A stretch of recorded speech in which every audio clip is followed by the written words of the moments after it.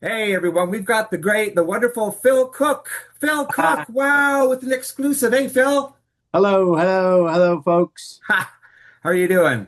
Doing well. How about you? Great, I'm doing well. It's bitter. I just woke up. My morning nap. I have a morning nap every day because I my dogs wake me up at 6 o'clock.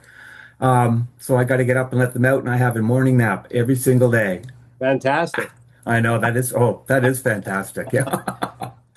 But I love my doggies. Okay. Questions. I got a question for you here, Phil. First question. Here we go.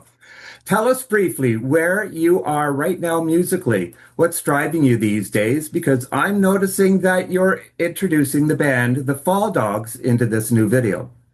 Right. Yeah, absolutely. The Bully Box has the full band in it as in its current state, and have had a lot of success with the Fall Dogs digitally in the digital domain. So streaming and videos and getting a lot of radio play and support throughout, but really wanted to take it to the next step, or what I think is the next step, or at least round out the sphere with live production.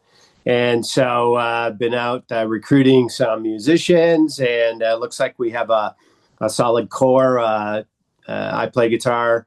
We have 𝐷𝐸𝐴𝐼𝐸, who is a lead guitar player, and then James Keys on bass, and Brad Lishman is our drummer. And so we've been rehearsing for a couple weeks. We're putting the show together and hoping to get out there this fall, and also bringing out new material and working on new material, and sort of pushing the boundaries a little bit. I had been doing everything up until this point, and so getting some other perspectives into it. I think there's a bit of a change in the sound. It's not a radical change, but there's a change in the sound, and I think it's actually probably a little more exciting. It's probably a little better with a few other perspectives included. So that's where we're at right now. Busy times. Continuing with the social media portion and the Oh, I know. recording portion and the video portion, I and know. yeah, trying Nightmare. to get a live show together. I actually enjoy it though, but it's a nightmare, isn't it? So much. Well, I absolutely enjoy it as well. It's very busy. I the only time I'm really sort of disappointed is when I don't get done as much as I want to, and yeah, that happens quite often. Perhaps I over schedule. I don't know. That's interesting that you're coming out of the digital world to the into the real world, as most people are going from the real world into the digital world. That's Right, kind right. of an interesting thing to look at. And that's also I think that's the way that indie music is going to have a big resurge, is that it is real. It's people, musicians and artists who are getting out of the digital world, being real, and then submitting it back in. So it's Yeah. like, rather than this AI stuff Oh, yeah, right. that Well, I we've been mean, getting into. yeah, I think that the definitely the credibility level hits a sort of a genuine mark when we're playing live. You can there's a lot that can be done in the digital world. Uh, Lots of it is totally fantastic, and a lot of fun and really creative. Eventually, I think people may or may not, but I think they will likely, want to see live music still, and that'll sort of bring a certain level of credibility to the artist. What with AI and everything, Mhm. that the whole test for AI now is, well, it's not real. That they're not real people. So we'll see how that evolves. Yeah. But yeah, that was part of it. Also, I think part of it for me was to compose and produce and engineer and release music, original music, and gain credibility through acceptance. So having the art accepted, you know in a video domain, in an audio domain. So on on all the streamers, on YouTube, etc., and on the radio, where you sort of have a third party credibility check there. So if somebody's willing to play your music on their radio station, then that's not something that you have biased yourself. So there's a certain level of credibility there, and then take it into the live domain and sort of avoid that whole cover band slog the way it used to be done, where we played covers and then threw a couple originals in. This is going to be more like 80% originals and a few covers. So Yeah. Cool. And to sell that, you need to have some digital respect or some digital cred worked up. That's nice to see. But you do pretty much everything yourself. Like, you do all your producing and everything yourself, and your recording and also even mastering. I am recently, though, the next one that'll be released in August. I've outsourced the mastering to DSC Labs. Oh yeah, okay. Right. So they did the Aaron Leet over there did the mastering on the next one coming out in August, and it'll include more band members as well. It's just that as things expand and get bigger, I think outsourcing certain tasks is probably inevitable. It's just it gets to be too much to cover all the bases, and so Aaron is starting up a business. Yes, Dashing Skull Club. Yeah, Labs. yeah, DSC. Yeah, Labs. He's good. Yeah, so we had worked a little bit in the past on there was going to be a promo album for Punk in the Corn. I don't think it's going to go ahead now, but we had worked on some he had mastered a cover song I did for that.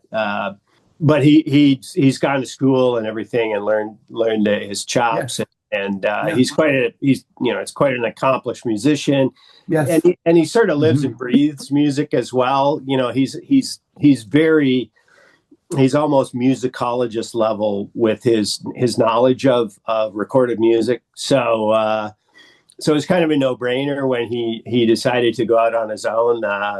He reached out and wondered if he could do some work for us, and it fell into place for us quite well. That's what DSC Labs brought to our material was just maybe we brought 90%. They added that 10, and that we probably just wouldn't have done. So perfect. Yeah, it was great. Good That's stuff. Great. Yeah. Oh, you look great too, by the way. Oh, well, thank you very much, and so do you. No problem. Oh, thank you. Well, let's jump right into the bully box. We've been talking about everything almost, but so I call this the down and dirty. I like to call it. Sure. All to the whatever. The answer to everybody's been waiting for. So, like, what's the story behind the bully box? What sparked the interest, and who is Mr. Cox?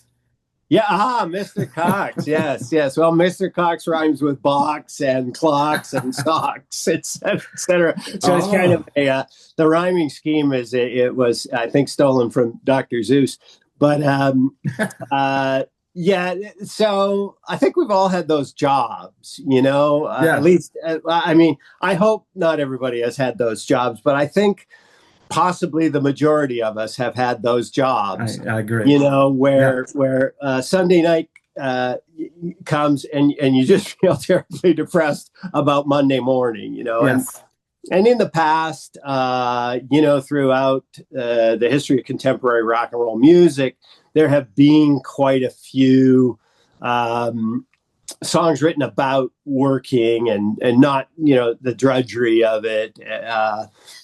And how Monday I have Friday on my mind kind of songs, and I thought probably it was worth having another little catchy, zippy anthem for folks to say, hey, we're out there, we see you, we know that it's a problem. Not to mention that maybe a manager or two could right.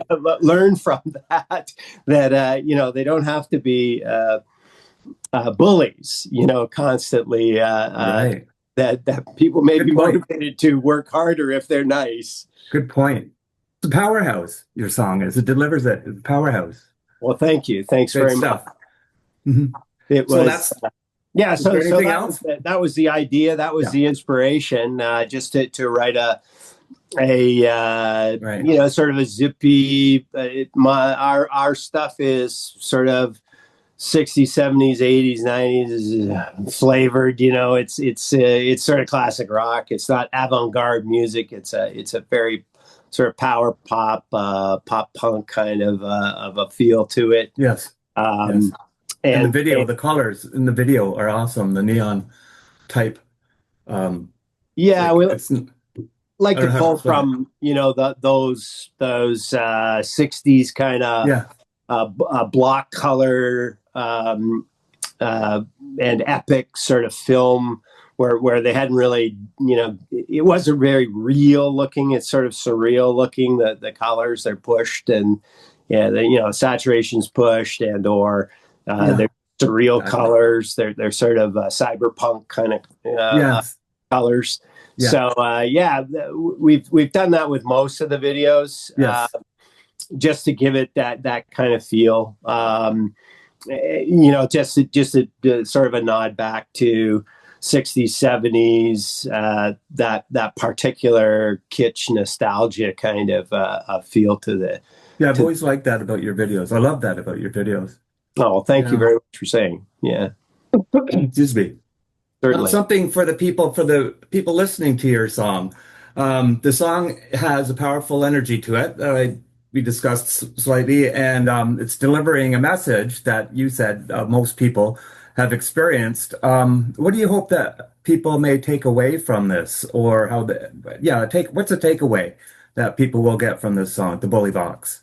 Yeah, I think short of commiseration, I think it's. I'm hopeful that there's a comfort and strength in numbers, kind of a feel from it that that there's an artist out there who gets it, that not every job is great, and maybe there's a bit of satire and a bit of a grin they can take from the song and help them cope. Because I think art quite often is an interpretation of reality that helps us cope with some difficult things, heartache and breakup and or some kind of loss, or something that we don't want to do, or some negative aspects of our life. So art sometimes can help us as a coping mechanism. Maybe you can hum that whenever you're being bullied or after the fact or something. Yeah. Yeah, your lyrics are always like that. They're always connected to real world situations, and you've always got like a satire approach to your writing, a really interesting way at looking at things. And I've always liked that too. I've never been a lyric person, but I have started to become a lyric person, and you've been one of the people who have led me there, but there's been a couple of others too.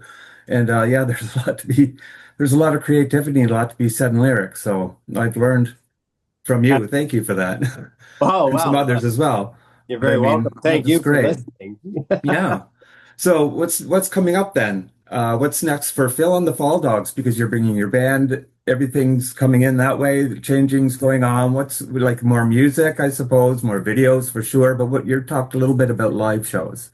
Yeah. So definitely more music. We're sort of on a schedule.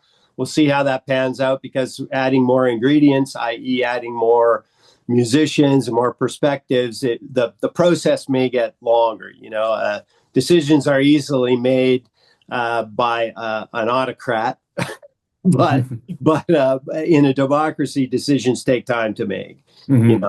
And I wouldn't say that the fall dogs are necessarily democratic, but certainly it's a different social dynamic I know. than, I know what you're saying. than a singular Exactly. person. So hopefully going to be releasing on a monthly basis a single and a video, etc. We're looking at doing an episodic release on how the band, is getting put together and who the players are and things like that within the band. So hopefully we're going to get into that and release that at some point. As far as the live shows go, we have nothing scheduled currently, but our goal is sometime probably early fall, so September, October kind of a thing. We'll start hitting the clubs. There are a few clubs around us geographically that play, or the bands that play at them are primarily indie bands. Because there are still a lot of classic rock cover band type bands out there, and bars that have them that are probably not too welcoming of bands that play their own stuff. So we have to kind of try and get into those indie band bars, and that's it for now. We'll see what happens.